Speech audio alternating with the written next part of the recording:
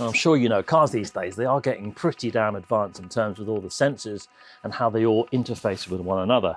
Now, you may have one of these little OBD2 readers. These are great. They're cheap and cheerful. You plug it in and it'll tell you if you've got any faults. So if you've got an engine management light that's come up on your dash, then usually it'll tell you what the DTC fault is. But they are limited, and that's about as far as it can go. It can't do any bi-directional, and it won't give you any further information. But if you've got one of these and you're fairly confident with it, why not up your game a little bit and actually see what it's like using a professional diagnostic? And that's what I'm going to use today. This is the Kingbolen K10 Pro. I've done a full review, it's down below if you want to have a look, but I'm going to show you just how much different using one of these devices which has a full topological feature. That's really handy because all of these control units nowadays, they all kind of interface with one another. So if you've got a problem, say, with your ABS sensor, that ABS sensor may also then stop your cruise control from working, and also you'll be limited with your brakes because there's about 3 or 4 other aspects along the way that it shuts down. So one fault could give you 3 or 4 faults, and this is going to tell you and be able to clear those problems. You know, back in the day, we used to use things like a Haynes manual. And this is how sort of much more simple cars were. And I used to go to the back of it, look through the fault finding guide, usually because the car wouldn't start. And then hopefully that'll sort of tell me what to do. But cars have moved on, and with all the sensors and everything, you need a device such as this Kingbolen to be able to tell you exactly what the problems are. So going to go straight and have a look at the vehicle. So I'll show you first of all on my little Volkswagen Beetle, and we'll have a look to see what codes that the cheap OBD scanner brings up compared to the Kingbolen K10. So what we need to do is find the OBD2 port. That's usually within 1 meter of where the driver sits. That's a sort of a regulation. And for me, it's just down here.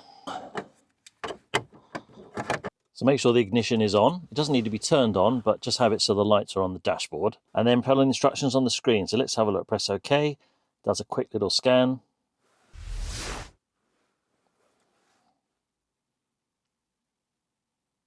Okay, so let's go into read codes. Well, here we go. We got one of 2 codes showing there. A P0130, that is the sensor for the O2, bank 1 sensor 1, and the next one is a P0171 system 2 lean, and that's probably going to have a knock-on effect from that first O2 sensor, and that's it. There's 2 faults that it's found. Okay, so that's the cheap OBD2 scanner. Now, let's see what the professional scanner has to say.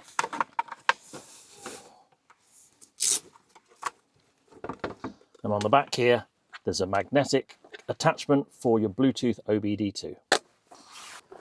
So take your little Bluetooth adapter and plug it in, just as you would do as a normal OBD2 reader. We'll make a little beep. Ignition on with the lights on the dash. This is now going to communicate with that Bluetooth OBD2 little adapter. What I also like about the hands-free ability with the adapter, when I was using this, I'm a bit limited because I've only got about 600mm worth of cable. This, I can actually walk away from the car. I can go and have a look under the engine. I can even go back to the workbench because it can communicate Bluetooth now with the car. You can stand it up with a little stand, but it also allows you to hook it on the top of the steering wheel. So with a professional diagnostic like this Kingbolen K10 Pro, it very much works on a tablet setup. This is actually an Android-based software system. And try not to think about things too much. Just look visually at what it's asking you, and it will start to make sense as you go into it. One point to note is once you get a device like the Kingbolen, you do need to register online. Comes with a serial number, you put in your email address, and then it's activated. We're starting with the smaller tiles at the bottom. For example, if I go into maintenance here, look at all these features that it's got here. Everything starting with the AC system relearn initialization. It does anti-theft key matching. You can do key immobilizing on a lot of cars on this, of which it does every single car on the planet, and you get update for 2 years as well on your software for free. DPF regeneration, gearbox learning, battery maintenance, brake pad resets, EGR. I'm not going to bore you with the list. It's all there and more. It even got window syncing and sunroof synchronization, your steering angle sensor, turbocharge matching. So when you're doing a diagnostic, once you've got it all plugged in, you hit intelligent diagnostic. It will just do its thing. Just leave it. It's going to find the serial number of your car. The Bluetooth module will start beeping at you. Just let it do its thing.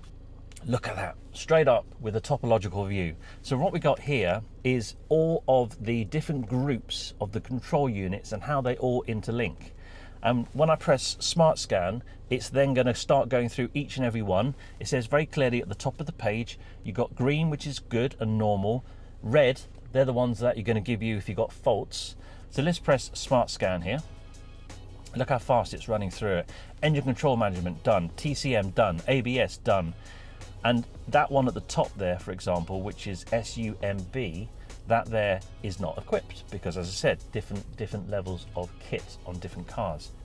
When you're running through the scan, make sure you either A, got the engine on, or B, have it so that all the lights are on the dash. Otherwise, it's not going to be able to pick up the control unit. Also, if you wanted to, if you go up to the top here and you can select System List, and this gives you the sort of more standard launch and Kingbolen style layout. But as we've got system topology, that there, I think for me, is so much clearer. You can see it comes in on the left on the OBD, then it goes to your blue line, which is your CAN MS, and then you've got the top there, CAN HS, and at the bottom, you've got your sub MOST.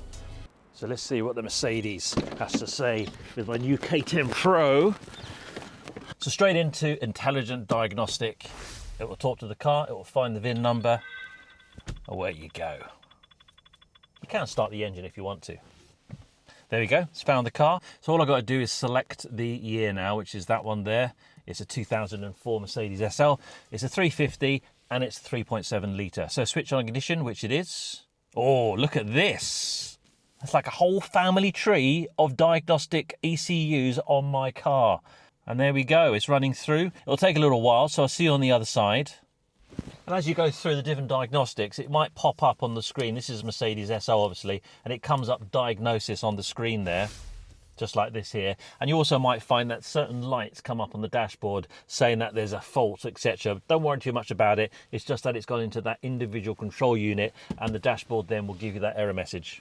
But it's only momentary. So, come to the end of the diagnostic, and straight away you can see in red we've got a few. Don't be too alarmed by that. You're going to get that. Doesn't mean the car's not going to work. You get some historic faults, and you can get a fault if the bulb's out. So just take your time, go through them. Let's go into the system list here. What I like about this Kingbolen, it puts all the faults at the top there, and it tells you of each of those control units how many faults you got. So what I'm going to do now, diagnostic plan. Here, if I click that, it's put it all into a nice little list there, and it gives you all of the individual faults, which is great. Special functions, well, look at all these functions. There is plenty, and every car is going to have different levels of ability in the terms of the special function. So let's go into actuation test here. Let's go into wipers, and let's press OK. It gives you a warning that these are going to move, so just watch it for injury purposes. So if you've got an issue perhaps on the controls on the steering column, you can bypass that and physically test the wipers to see actually where the fault is. So let's press F3 for a little actuation test. If you watch the wipers. There you go. And let's go to F4. All nice. And of course F5 switches it off. So if you're serious about your cars, and let's face facts, cars, and I said this before, are just computers on wheels right now. You need a diagnostic tool. Yes, it costs a little bit more, but boy, can this do it all.